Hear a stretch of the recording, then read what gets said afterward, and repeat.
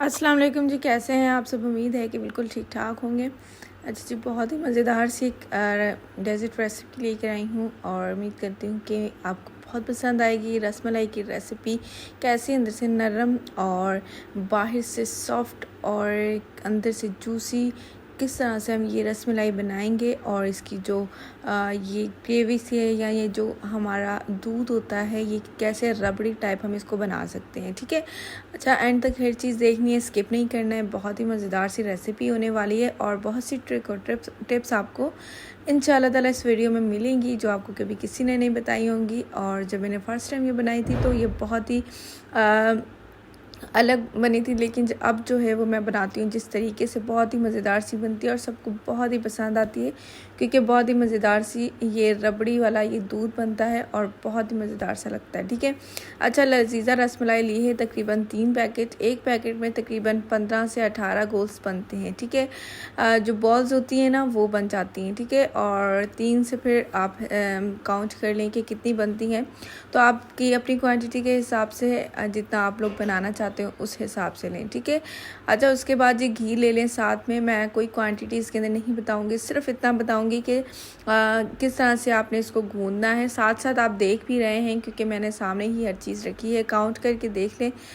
तकरीबन मैंने यहाँ पर हाफ़ कप जो है वो घी गर्म कर लिया था। फिर जो है मैंने कहा कि साथ साथ जब मैं डालूँगी तो फिर उस हिसाब से मैं ये इसकी क्वांटिटी ऊपर या नीचे कर सकती हूँ। और 2 अंडे मैंने साथ में फेंट लिए हैं, रख लिए हैं। नरम या सख्त होने की सूरत में हम इन दोनों को यूज़ करेंगे। ठीक है, अच्छा इसके बाद ये इसको हाथों की मदद से गूंदना है, आपने चम्मच का इस्तेमाल नहीं करना। हाथों की मदद से गूंदेंगे तो फील होगा कि ये नरम है या सख्त। तो इस तरह से आपने जेंटली इसको गूंदते रहना है, जिस तरह से आप आटे को गूंदते हैं उसी तरीके से। ठीक है, इसकी सबसे बड़ी बात यही होती है कि ये अंदर से नरम हो, सख्त ना हो। और दूसरी बात कि ये जब दूध के अंदर जाए तो टूट ना जाए। ठीक है, और 90% लोगों के साथ हमेशा ऐसा होता है कि जैसे ही दूध में डालते हैं टूट जाती हैं। वो क्यों टूटती हैं वो आपको मैं आगे चलकर बताऊंगी इंशाल्लाह ताला। और इसको टूटने से बचाने के लिए क्या करना चाहिए वो भी आपको इंशाल्लाह ताला आगे चलकर पता लगेगा। ठीक है, अच्छा यहाँ पर थोड़ा सा सख्त लग रहा था, मुझे फ़ील हुआ कि थोड़ा सा ये हार्ड है अभी भी और इसको ज़रूरत है इन दोनों चीज़ों की। तो दोबारा से मैंने ये इसको 1 इसके अंदर टेबल स्पून ऐड किया है और फिर दोबारा से जेंटली इसको मैंने घूना शुरू कर दिया। ठीक है, अच्छा एक बात का हमेशा ख़ास ख्याल किया करें कि क्वांटिटी आप अचानक से ज़्यादा ना डाला करें चीज़ के अंदर। ठीक है, मतलब ये कि आप थोड़ी थोड़ी करके ऐड करेंगे तो आपको फ़ील हो जाएगा कि कौन सी चीज़ कम है। ठीक है, जब आप अचानक से सारी चीज़ें ऐड कर देते हैं ना तो फिर वो मसला हो जाता है और फिर आपकी चीज़ इस तरह से ख़राब हो जाती है। साथ में रख लिया करें, आपको जब अंदाज़ा हो जाए कि ये अब हर चीज़ के अंदर पूरी है तो फिर आप उसको छोड़ दें, लेकिन साथ में चीज़ें रखा करें ताकि फिर आपको पता लगता रहे कि कौन सी चीज़ आप इस्तेमाल कर सकते हैं साथ साथ। ठीक है, इसलिए मैंने ये साथ में रखा है। मैं आपको हर चीज़ मैं अचानक से नहीं आपको बताऊंगी क्योंकि 3 पैकेट थे तो उस अंदाज़े से मैं तकरीबन 2 पैकेट तो मैं तकरीबन बना चुकी हूँ, लेकिन 3 पैकेट थे और फर्स्ट टाइम था तो मैंने 7 चीज़ें रख ली। 2 पैकेट में तकरीबन 6-7 चम्मच घी के चले जाते हैं और तकरीबन 1 अंडे से ऊपर चला जाता है। ठीक है, 2 अंडे फेंटे थे तो मैं उस हिसाब से कि 3 पैकेट हैं तो जाहिर है कि थोड़ा सा ज़्यादा क्वांटिटी थी। तो इसके जो ये डो है इसके अंदर भी थोड़ा सा होता है क्योंकि यही मेन चीज़ होती है रसमलाई की। यहाँ पर आपको पता लगता है कि फिर रसमलाई सही बनेगी या नहीं बनेगी, क्योंकि रबड़ी जो है वो तो फिर अलग प्रोसीजर है, लेकिन ये सबसे मेन होता है कि आपने ये गोल अच्छे बनाने हैं, ये बॉल्स जो होती हैं। और फिर उसके बाद ही आपकी जो आगे वाली रसमलाई है वो ठीक ही बनती है। ठीक है, अच्छा इसको अच्छी तरीके से गूंद लेते हैं। और मुझे ना यहाँ पर थोड़ा लग रहा था कि अब थोड़ा सा ठीक है।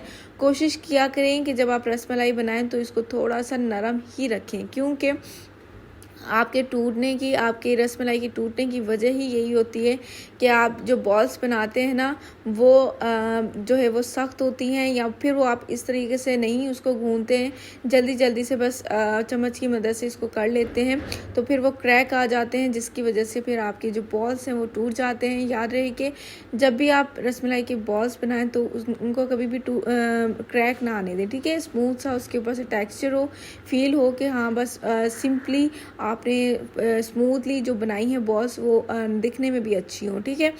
इस तरह से हो, मतलब ये क्रैक्स बिल्कुल भी नहीं होने चाहिए। क्रैक्स होते हैं तो वो टूट जाती है। ज़ाहिर है जिस भी चीज़ में क्रैक होते हैं वो दिखने में अच्छी नहीं होते हैं, और फिर अंदर जब दूध जाता है तो फिर वो टूटने ही होते हैं।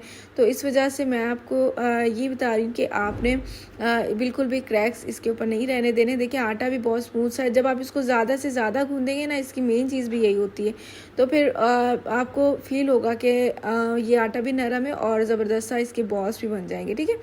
ये देखें जी, इस तरह से आपने इसको बॉल्स की शक्ल में दे देना। ये मैंने थोड़ा सा बड़ा बना दिया, लेकिन मैं छोटे करूँगी सिर्फ आपको दिखाने के लिए कि एक भी क्रैक इसके ऊपर नहीं आया। यही बात आप लोगों ने अप्लाई करनी है, क्रैक बिल्कुल भी नहीं आना चाहिए, ठीक है। अच्छा, सेकेंडली कि मैंने यहाँ पर दूध रख दिया था ऊपर बॉईल होने के लिए। अच्छे तरीके से इसको पका लें। फुल फैट दूध हो, पानी ना ऐड कीजिएगा, और इसको थोड़ी सी देर आपने ना, मतलब हमारे पंजाबी में कहते हैं काढ़ने के लिए रखना है, मतलब कि उबलने के लिए रखना है, और उसको अच्छे से पका लेना है कि ये ऊपर से मलाई आ जाए, ठीक है।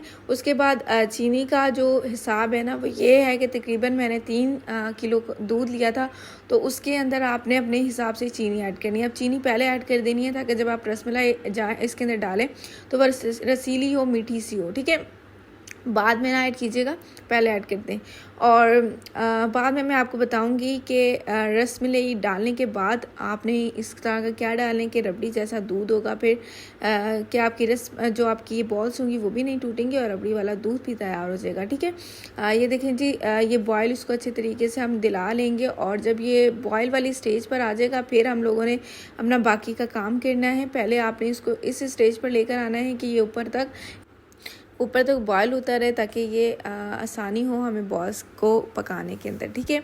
इसको अच्छे से तरीके से हिलाऊंगी कि चीनी ऐड किए नीचे ना बैठे, और मीठा अच्छे तरीके से आपने मिक्स कर लेना है ताकि नीचे कोई भी चीनी ना रहे और ना कोई चीज़ नीचे लगे, ठीक है। अच्छा, ये बॉल्स मैंने इस तरीके से रेडी कर ली हैं। ये एक ट्रे है, दूसरी ट्रे के अंदर भी मैंने और ऐड की थी। मैंने आपको बताया कि तकरीबन 30 या 32 या 35 तक इसका हिसाब होता है 2 पैकेट का, ठीक है। और जब हम 3 पैकेट ऐड करेंगे तो फिर वो 1 गुना और थोड़ा सा बढ़ जाएंगे, क्योंकि 3 पैकेट फिर क्वांटिटी थोड़ी सी ज़्यादा हो जाती है, ठीक है। ये हम इसका बॉयल होने का इंतज़ार करेंगे। जब ये अच्छे तरीके से हमें लगेगा कि ऊपर आ रहे हैं, बबल्स आ रहे हैं, बॉयल होना शुरू हो गया, तो इसके अंदर आहिस्ता आहिस्ता सारे बॉल्स ऐड करेंगे। अच्छा, अब यहाँ पर ख़ास बात ये है कि जब आपने बॉल्स ऐड कर देनी है ना, तो फ्लेम को आपने थोड़ा सा हाई रखना है, लो फ्लेम पर नहीं, क्योंकि ये देखें जी, फ्लेम आप ये ना सोचिएगा कि हमारा दूध बाहर आ जाएगा। जब आपने बॉल्स ऐड कर देनी है तो फिर जाहिर है कि जब कोई चीज़ वेट वाली अंदर जाएगी तो फिर वो दूध नीचे ही बैठ जाएगा, ठीक है। अब ये देखें, दूध नीचे ही खुद ब खुद बैठ गया, क्योंकि मैंने इसके अंदर काफ़ी बॉल्स ऐड कर दी थी। अब मैं चूल्हे को थोड़ा सा तेज़ करूँगी ताकि ये जो बॉल्स हैं वो फूल कर ऊपर आएँ और सारी बॉल्स पकें, ठीक है। और कोशिश कीजिएगा बर्तन थोड़ा सा बड़ा लें, क्योंकि इन्होंने फूलना होता है, 2 गुना ये फूल जाती हैं, तो फिर इनको ज़्यादा स्पेस की ज़रूरत होती है, ठीक है। ये देखिए, मैं तकरीबन एक ट्रे तकरीबन मेरी होने वाली थी कंप्लीट, वो मैंने इसके अंदर ऐड कर दी है। और मैं आपको बार बार बता रही हूँ कि जब आपने इसको डाल देना है और तो फ्लेम को थोड़ा सा ज़्यादा रख दें, हाई रख दें। और दूसरी बात ये कि आपने बॉल्स डालने के बाद इसको बिल्कुल भी मिक्स नहीं करना, बिल्कुल भी हिलाना नहीं है, तकरीबन 2 मिनट के लिए, ठीक है। इसकी वजह ये होती है कि जब आप इसको हिलाते हैं ना तो फिर वो टूट जाती हैं, फिर इसकी वजह से मसला होता है। अच्छा, अब इसको ये देखें, तकरीबन सारी बॉल्स हमारी ऊपर आ गई हैं, और ये बहुत ही मज़ेदार सी रसमलाई आपको नज़र आ रही है। बिल्कुल भी एक भी बॉल मेरी नहीं टूटी है। आपने बस ये टिप्स और ये जो ट्रिक्स मैंने आपको बताई हैं हमेशा याद रखनी है। कभी भी आपकी ये टूटेंगी नहीं, और कभी भी आपको नाउमीदी नहीं होगी कि आप रसमलाई बना नहीं सकते हैं, ठीक है। इस तरह से बॉल्स हैं 2 गुना ऊपर होगी, और तो फिर आपने इसको निकाला है। अच्छा, मेरी एक बात आपने याद रखनी है कि जब आपने इसको डालना है ना 2 मिनट के लिए, तो इसको स्टे देना है। फिर सेकेंडली आपने करना है कि इसको पलट के ऊपर नीचे करना है, ताकि अंदर से अच्छे से पक जाए दोनों साइड से, ठीक है।